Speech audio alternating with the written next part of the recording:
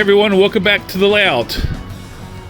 The Union Pacific Railroad Evanston subdivision in HO scale.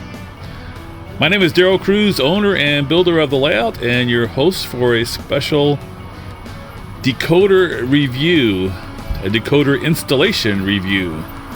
As you probably know, I've been working on transitioning into all ESU decoders on my locomotives. So I've been going through the process of taking out the Athearn Soundtraxx OEM decoders and replacing them with ESU decoders. Today I'm going to be working on an Athearn AC 4400. Now, to help with the installation, since I'm going to be having a lot of them, I did purchase a cradle here for the locomotives. And here you can see the locomotive I'm working on. This is a AC 4400 CNW patched locomotive.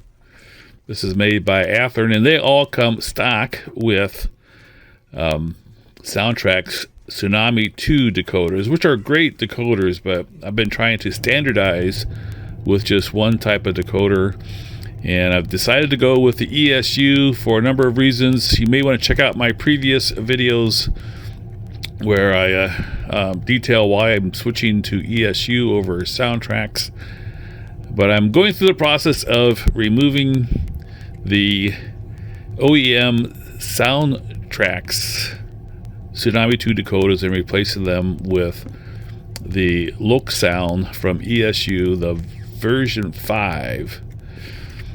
And here you can see I'm taking out the couplers. This is just the standard disassembly process. You probably have done this from time to time. You have to remove the two couplers, and then on Athearn locomotives there's these screws that are kind of hidden under the trucks. You have to kind of move the trucks in just the right position to get the screw to be visible and to be able to get your screwdriver in there to get it out. But in some cases you have to take off the fuel tank in order to access these two screws that solidly hold the frame to the shell. And I'm kind of dumping out the screws and making sure that they are off of there.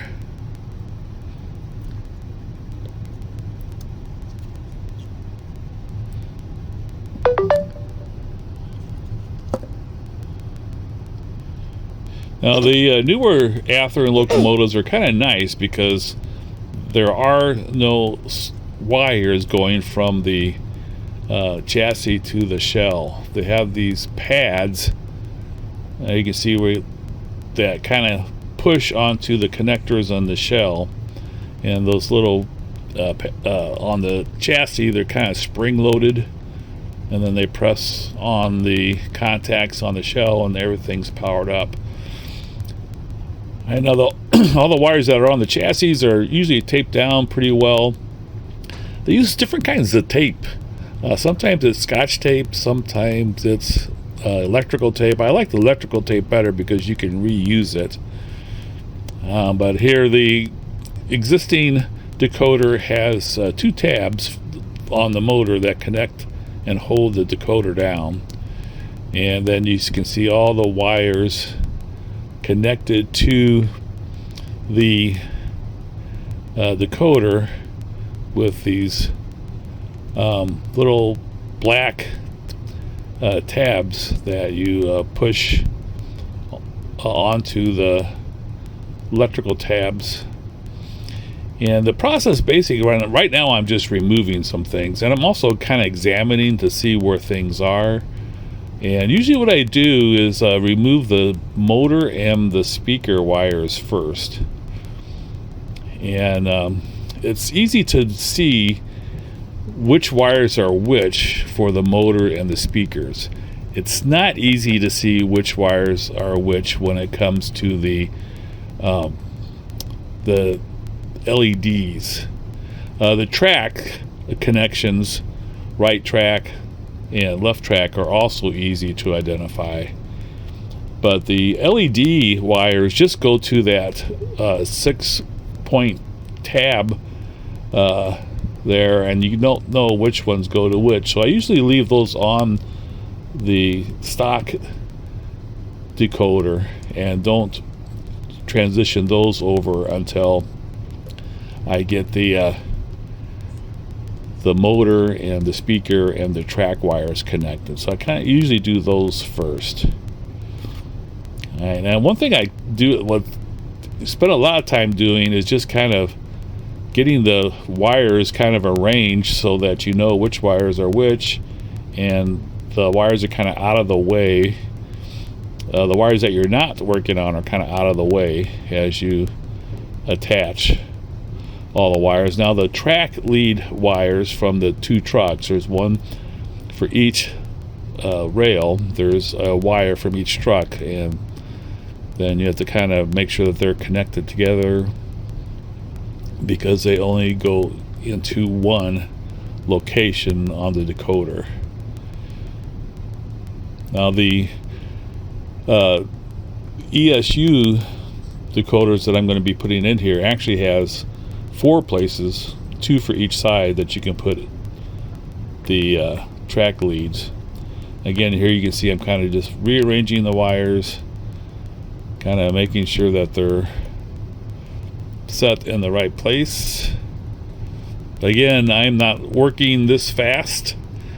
I set the video on 200 speed so that it doesn't this video doesn't last forever. So you got to remember that I don't work quite this fast, and it definitely is a good idea to take your time and not rush things.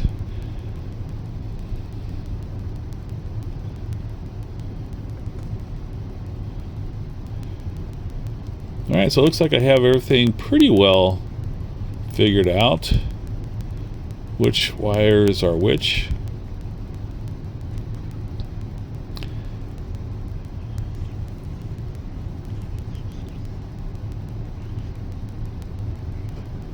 Here I'm putting the 2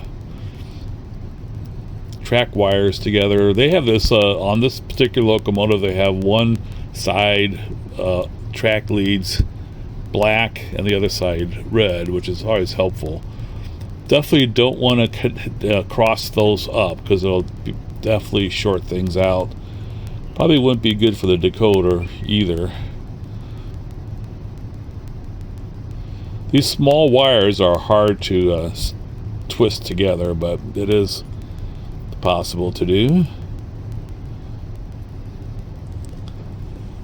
I had them together, but then I took them apart, and then now I'm putting them back together again because they were crossing the other wires. And again, you kind of want to make sure the wires are kind of know where things are. Now these looks like that's the speaker wires there. Now they have them all kind of together there under where it's taped to the speaker, so it's kind of hard to see which are which.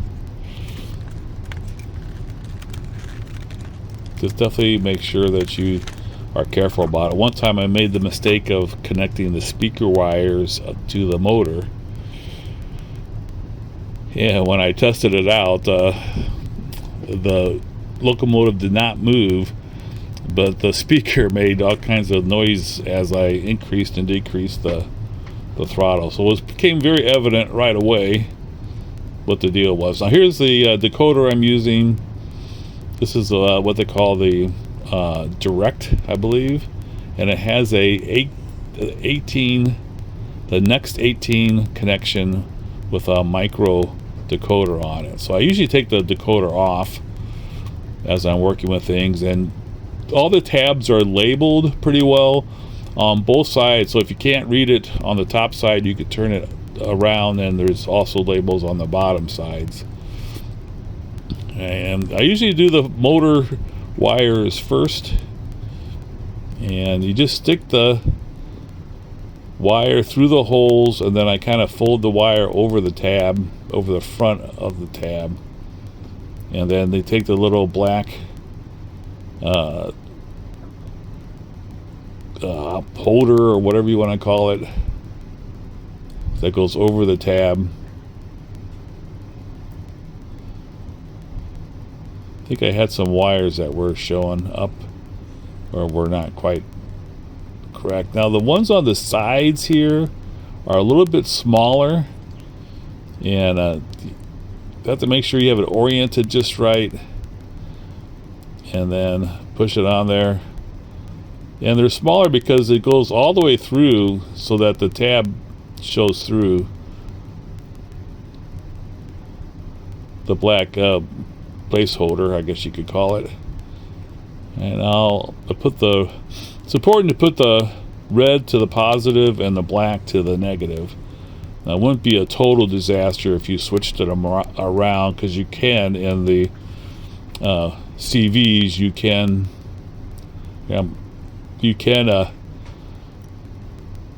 reverse it so it would still be operating correctly, but generally you want to make sure that it's red to the plus and black to the negative. I'm looking for the tabs. Okay, this is the small one. Now they're smaller because it's on the side there and it has to fit the cab when it goes back on. So there I have the two motor leads there. For the motor, I put the wires in from below because they're underneath the decoder. Now, I wasn't really sure about these wires because I couldn't really see which wires were connected to the speaker and which wires were connected to the rear light, because as you can see under the tape, it's all wound around, so it's hard to see. So I decided I'm just going to take the tape off and then kind of expand the wires out so I could see for sure which wires were which. So there you can see the two wires that are connected to the speaker there. There's the red one.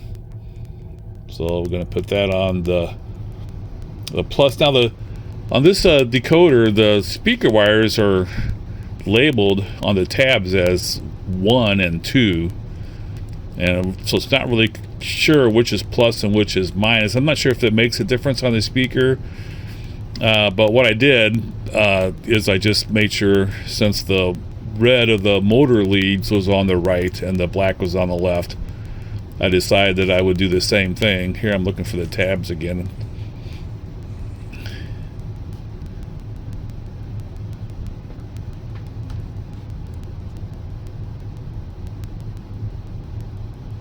I'm looking for the black wire now.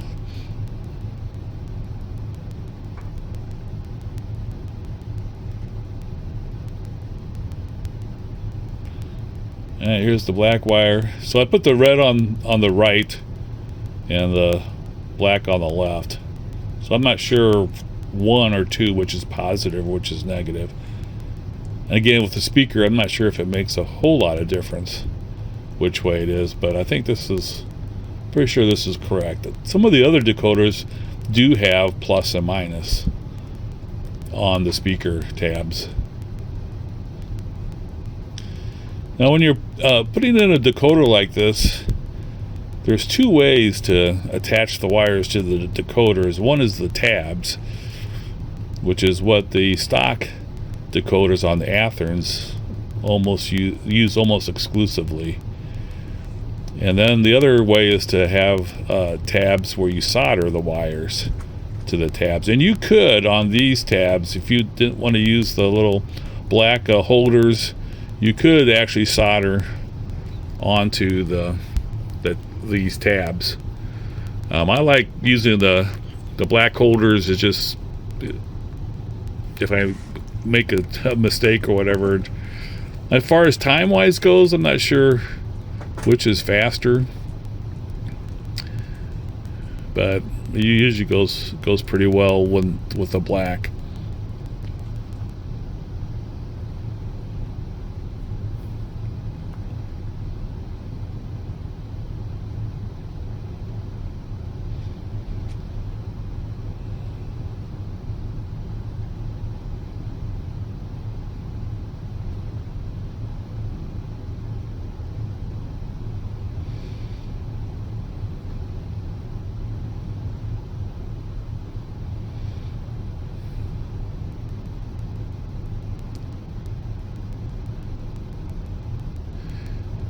Now on this ESU decoder, there's actually a tab on all four corners that you can use for the track leads.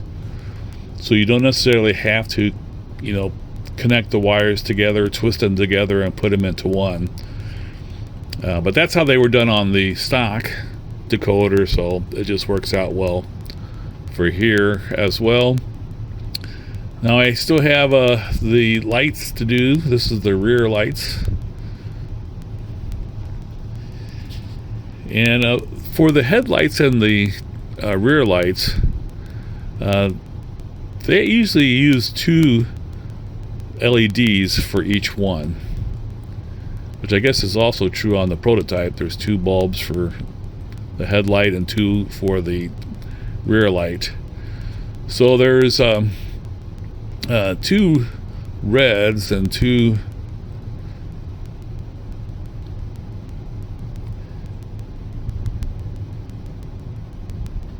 or just say, actually in this case there was 2 reds, only 1 black, but they powered both of the LEDs on the rear light.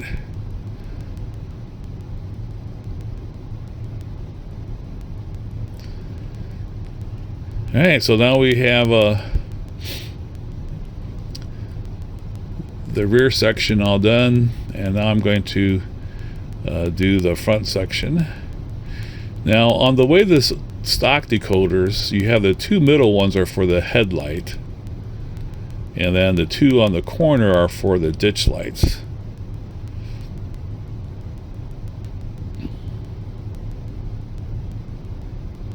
So I removed the 2 wires for the headlights, the black and the red.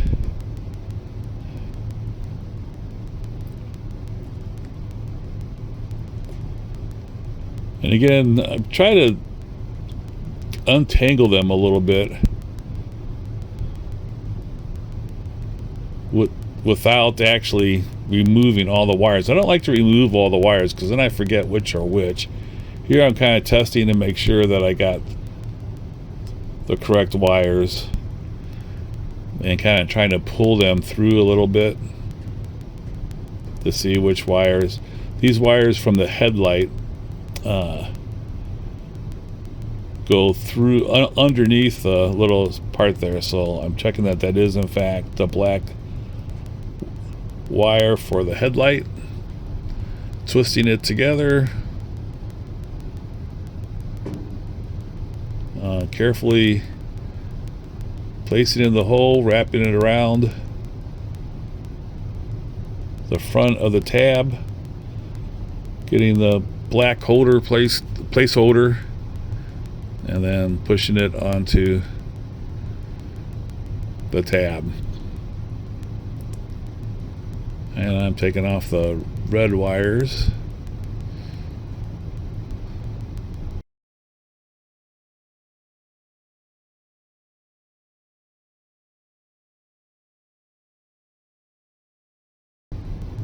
And putting it on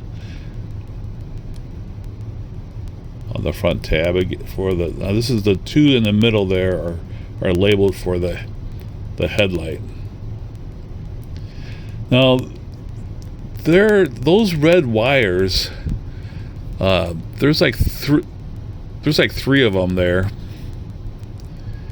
and one of them is for the headlight. The other ones are for the ditch lights and for the number boards, as well as the ground lights.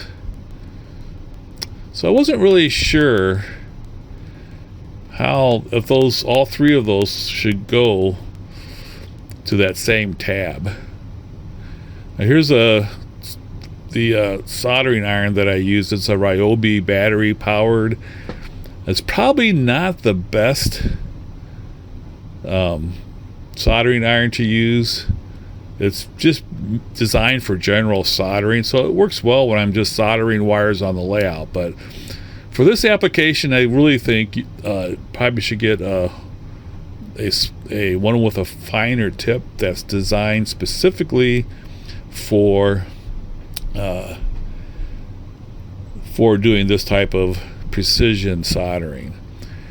Now here I decided, so all these 3 wires are connected together, but then the decoder that I'm on, the ESU decoder, there's a spot for the headlight plus, but then there's also a spot for the plus for all the other LEDs. So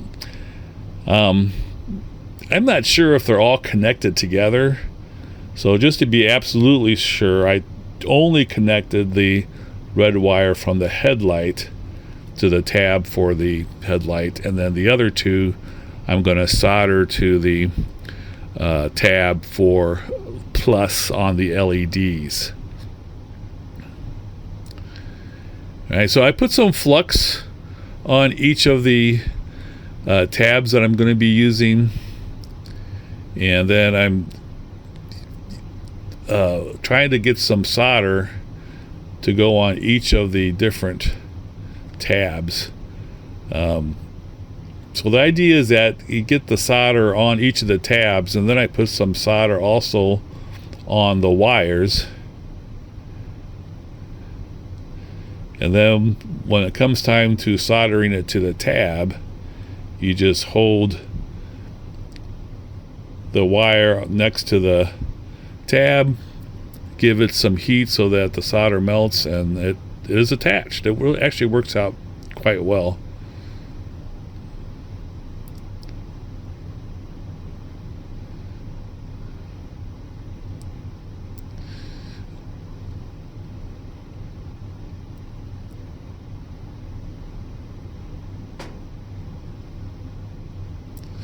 So there's one tab, actually 2 tabs for the plus, and then there's 4 tabs for auxiliary 1, auxiliary 2, auxiliary 3, and auxiliary 4. Now 1 and 2 are usually for the ditch lights, and 3 and 4 are for other LEDs. In this case, it's the number boards and then the ground lights and walkway lights. The ground lights and walkway lights are the same wire power as all those LEDs. So I try to follow that. If you don't put it in the right spot, you can change it in the configuration. And so I put one of the ditch lights on there, and now I'm doing the other ditch lights, putting some solder on there.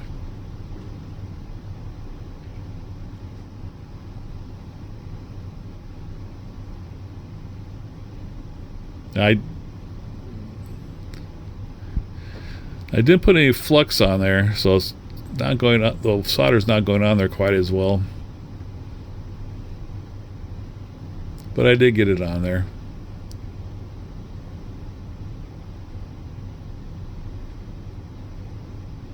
I usually try and have the wire stick out off the end there, because I don't want any exposed wire on top of the decoder. I try to do it so the exposed wire is hanging off the edge there, and then when I'm all done, then I use my rail clipper to just kind of clip the edges off.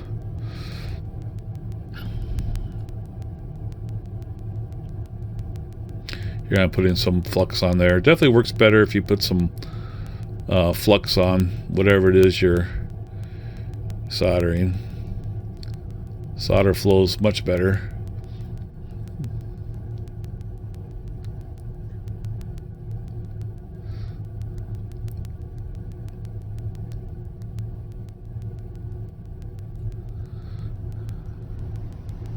I usually tug on the wires quite a bit to make sure that they in fact are held on tightly.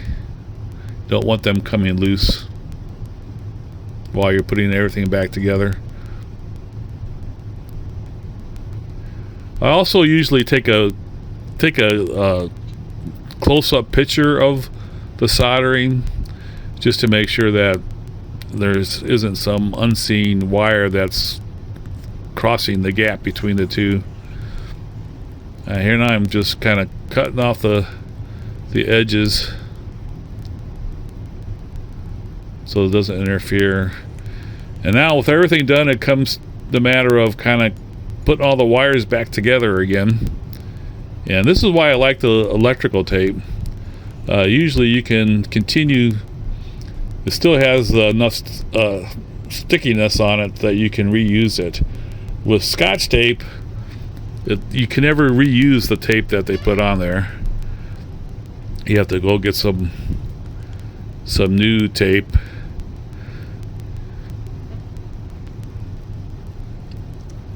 Here we're doing the back. Try not to disrupt things too much because you don't want any soldering joints to come undone.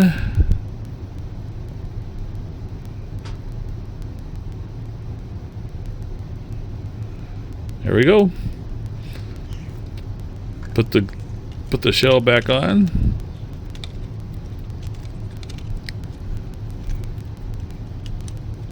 And we're all set. Just got to put it all back together again. Right, she's all back together and now on the programming track, connected to the Loc programmer. Also have the decoder tester there, but that's not really in use at all. But do put it on the programming track to test to make sure everything works, and to also program the decoder and download files. And I did download a file, the most recent file for the AC4400 off of the ESU website, and then I went ahead and had a chance to do all the programming. I did a video a while back, like a couple weeks ago, where you can see all the steps of the programming. I'm not going to go through it all again here, but you can hear the unit starting up here, and testing out the horn and the bell, which seems to work pretty well.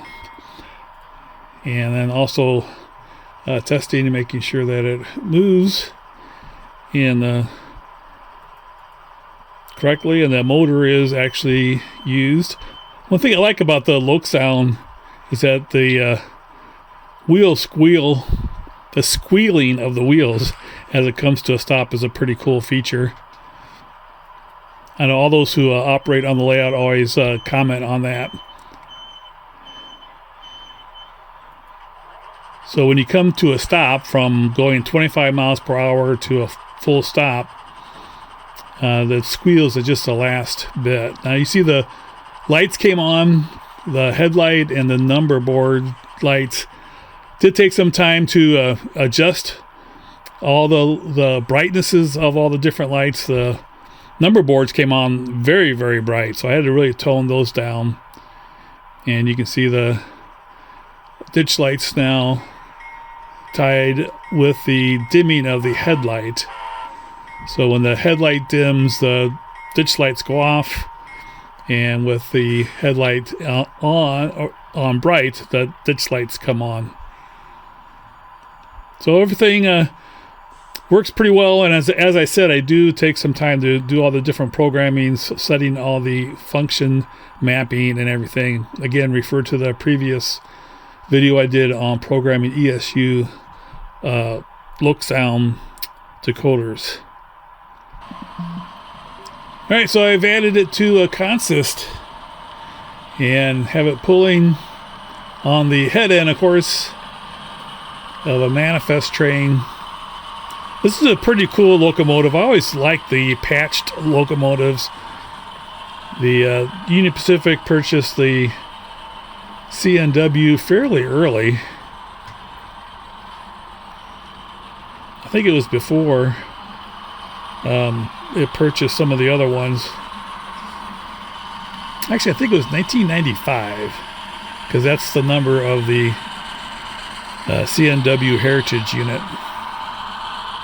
SP came in 1996, and I think the Katy came in 1988.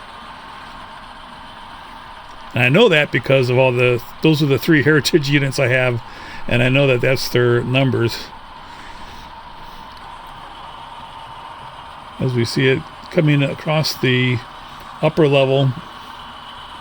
In addition to doing the programming of the decoder, I also take some time to speed profile the locomotive. I use the JMRI speed profiler to run the locomotive and have it set so that the percentage on the throttle matches the scale miles per hour of the locomotive. And I do that for all my locomotives, so they are going to be pretty consistent, so I can mix up the different consist and everything works out great. One thing I like about the ESU decoders is I never have any trouble with any oscillation of the units due to back EMF. Sometimes I have problems with the Athearn with Soundtraxx decoders causing oscillations, and I've gone on the forums and groups and so forth to try to find what the answer is to not having the Soundtraxx do the oscillating when it's running a consist, but haven't found the solution yet. The ESUs don't have any issue with it at all. Now here's one problem with having across the rails detectors for grade crossing. When you have two trains going in opposite directions, you sometimes end up with situations where the gates will come up and then they don't have time to go back down before the train going in the other direction comes and goes across the grade.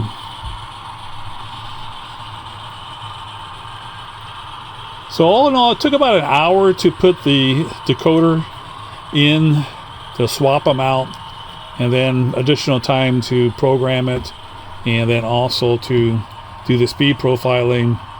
So probably a couple hours altogether. But I do have one more locomotive standardized to ESU LokSound. Thanks so much for watching, everyone. I'm going to do another review on the ESU LokSound decoder installs, or swapping out from Soundtraxx. But the next decoder I'm going to do is the ones with the power packs, and they also have all soldering, no tabs with the black connectors. So we'll do that one next. That will come up hopefully next week sometime. Thanks for watching, everybody. Have a great rest of your week and a great weekend coming up. Take care.